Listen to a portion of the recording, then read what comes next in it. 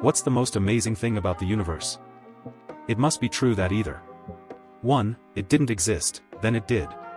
Or 2. It has always existed. Matter, when subjected to enough energy and time, becomes sentient and ponders its own existence. That it created self-aware entities that think about it. That it doesn't exist to be observed.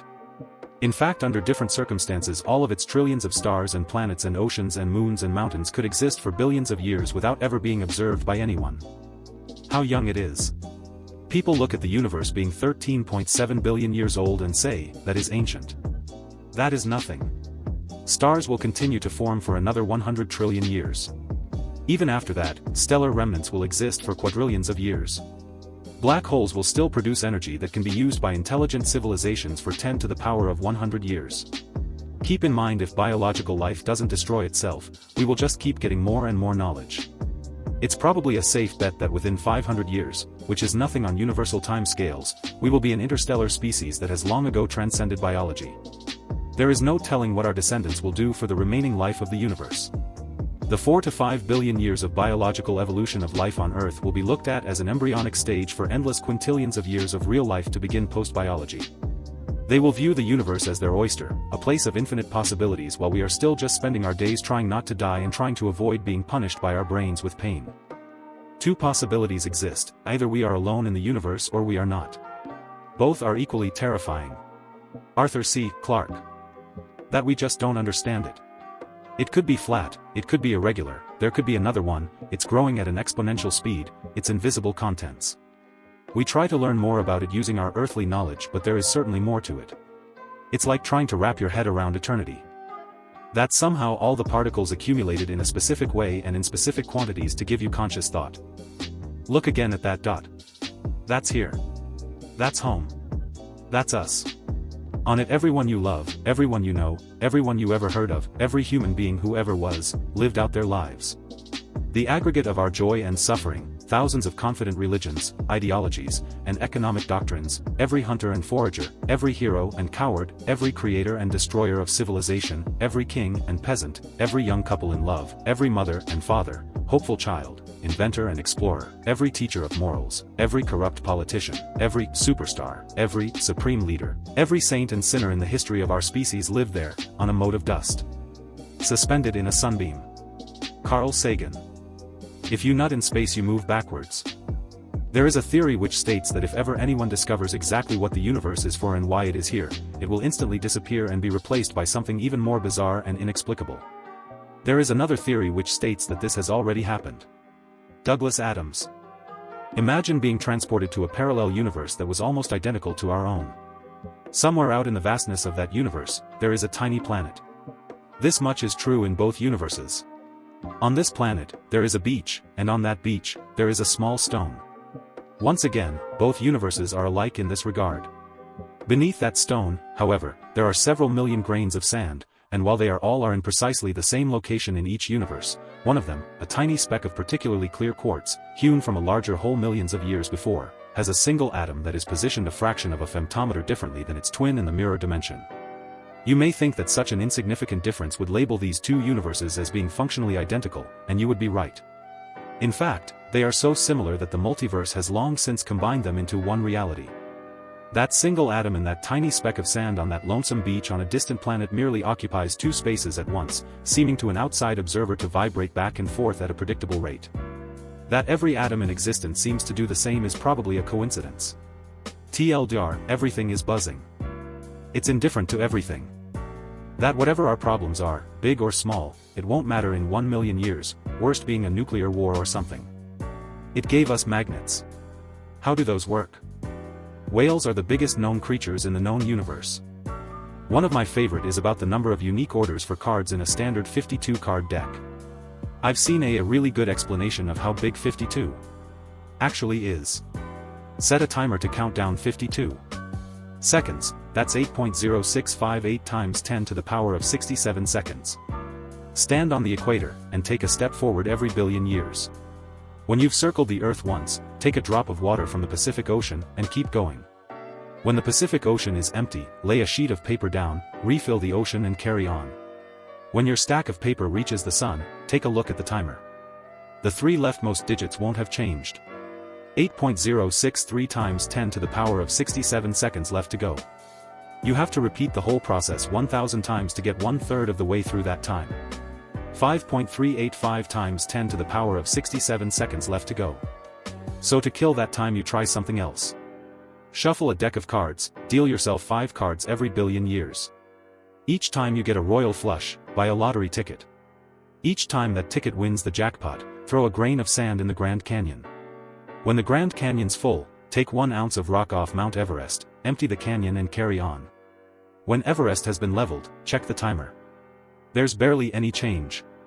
5.364 times 10 to the power of 67 seconds left. You'd have to repeat this process 256 times to have run out the timer. This is one I thought about recently. I believe that Carl Sagan said that we, sentient entities, are a way for the cosmos to know itself. With this in mind, when we think about the end of our universe, whether it be through a big shrink, big cooling, or what have you, we get apprehensive. We probably will never see this end, many of us will be dead. Yet, we still get a cold fear in our hearts. We are also a way for the cosmos to fear its demise. The only way we can see the universe is from inside it. We will likely never possess any way of viewing our universe from outside its physicality.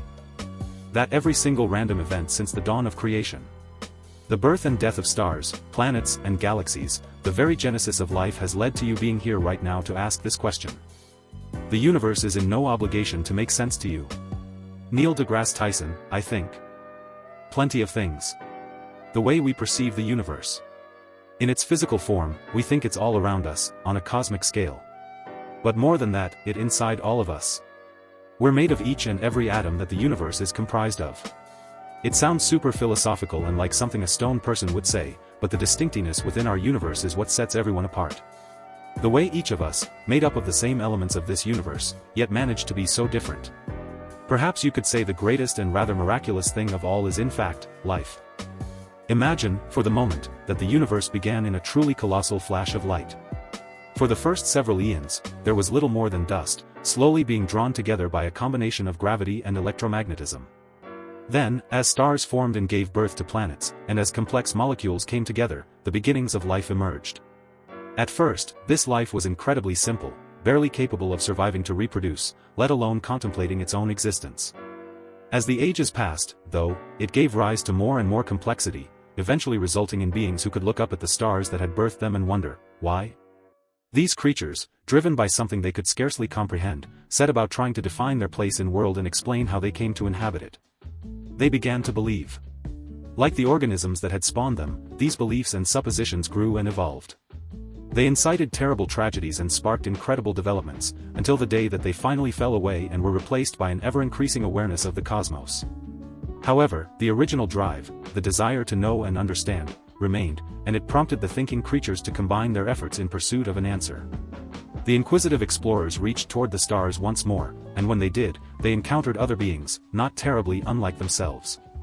There were rough patches in these meetings, of course, but as each species learned to understand and cherish one another, they all compounded their perspectives in pursuit of their goal. A single, interlinked mind rose from the trillions of individual beings, just as their individuals' brains had risen from tiny connected cells. It took millennia, but the entity, having come to include every creature in the universe, finally found the answer that it sought, and yet, it was not wholly content. Through its expansive consciousness and unfathomable technology, it was able to know everything that ever was, wasn't, or would be. It could control the whole of existence with little more than a passing thought, and as it contemplated, it realized what it actually wanted. Space began to shrink in upon itself. Stars and planets were swept up in an invisible wake, being pulled inward at impossible speeds and across countless light years. It took eons more, but finally, all of the possibilities and all of the many celestial bodies were brought together in a single point, both infinitely dense and incalculably massive, yet persisting at a size seemingly too small to exist. Tiny adjustments were made in minute, but important, rules were put into place, but ultimately, the end result of the entity's influences would remain unknown. Then, there was a colossal flash of light. That in the grand scheme of things we are all immortal. Our organic cells will die, our consciousness will cease, and we will no longer be able to directly observe existence, but the atoms that make up our bodies will simply be new compounds. And if energy is neither created nor destroyed, if our atoms continue to be, we will eventually make up the building blocks of new compounds. Pieces of us will watch the sun swallow up Mercury and Venus. Pieces of us will watch supernovae and black holes and all sorts of cosmic phenomena. Perhaps even one day our atoms will return to a nebula, and the cycle will begin again. A new star is formed, new planets begin to orbit it, liquid water forms on a small green rock orbiting this star, and an intelligent species evolves to travel to marvel at the wonders of our universe. One of my favorite shows is Battlestar Galactica, and one of the quotes that stuck out to me was, "All of this has happened before, and it will happen again." I tend to think there's some truth to that. I've had a couple friends and my grandfather die this year, and as an agnostic I am processing death a bit differently from the rest of my family. I don't think of death as the ending, as a finality. I don't think there is an afterlife as most religions conceive of it. I think that in a weird way, we all live forever. If you were on a planet 65 million light-years away from Earth and had a really good telescope, you could see the dinosaurs. The fact that people have been around for thousands of years and I just happen to exist at the same time as 6-9. A single human brain has as many neurons as there are stars in the Milky Way galaxy. Around 100 billion. Source: I am neuroscientist filled with useless facts about the brain. The infiniteness when you look out there is crazy. Knowing what you can see is on a speckle. No matter how insignificant and bleak life may look up close, when climbing a mountain and admiring the view, or finding a spot away from the city and looking at the stars, we will forever be hit by its beauty. The big picture is always there to be admired. To make us forget how small and pointless daily details are. We are all just manifestations of the universe experiencing itself. We are here, if by the means of a creator or by mere chance. Our solar system lives in one of the most isolated territories in our galaxy, which is in one of the most empty parts of the universe. We are essentially nothing, in terms of the universe. If in fact the universe is truly infinite, then not even our own galaxy supercluster makes up even the smallest fraction possible of 0.000001%, infinite number of zeros, which in turn is pretty much zero. The known universe, that we have mapped on a chart, is the same fraction as zero. Infinite is a concept that many of us cannot understand, or that we ever will. You will never reach even the smallest fraction of the number infinite. The fact that we exist, are aware of it, and many of us don't even give it a second thought is what really seems incredible to me. Thank you so much for the silver. I feel deeply honored that someone felt this way about my comment. LOL. The universe is expanding so fast that there are galaxies we would never be able to view. Several amazing things. The universe is metastable because of the value of the Higgs mass. This means it's stable enough for now with a lifetime at least as long as the current universe, we haven't died yet, but is destined to essentially be destroyed and replaced by another universe. This is because the vacuum of spacetime is not in its lowest energy state and will eventually quantum tunnel into its lowest energy state. After tunneling, various interactions will be very different, some things will have different masses, and generally the emergent structure in our current universe will be replaced. There is a non-zero, small, but non-zero, chance for you to diffract through a doorway. The energy delivered via sound waves in highly non-linear, non-isotropic materials doesn't always travel in the same direction the wave travels. Particles only actually exist in the absence of interactions, or can be approximately defined in the case of weak interactions. Consequently, the notion of a quark or gluon particle, the things conventionally said to comprise protons and neutrons, ceases to exist in a proton or neutron.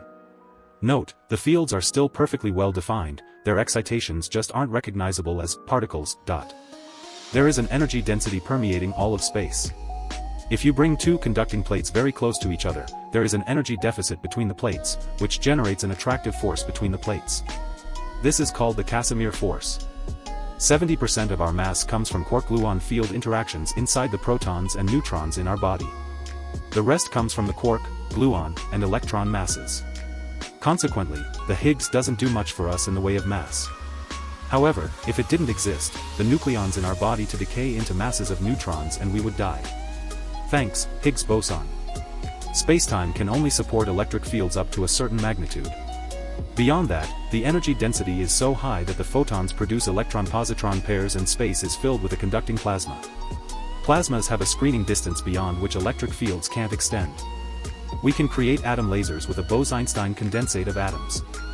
This is literally a laser beam made out of atoms. Gravity couples to energy, not just mass.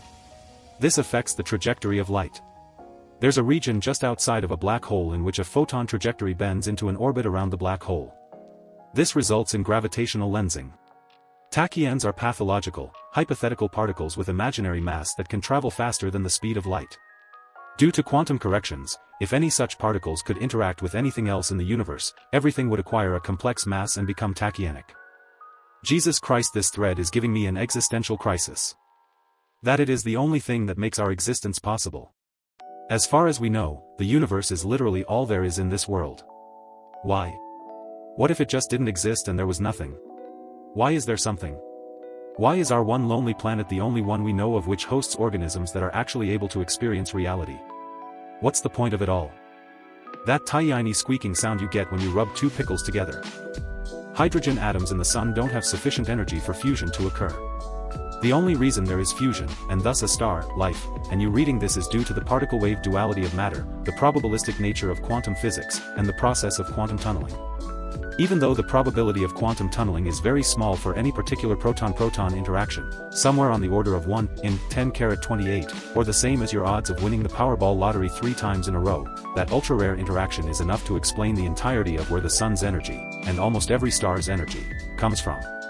If it weren't for the quantum nature of every particle in the universe, and the fact that their positions are described by wave functions with an inherent quantum uncertainty to their position, this overlap that enables nuclear fusion to occur would never have happened. The overwhelming majority of today's stars in the universe would never have ignited, including our own.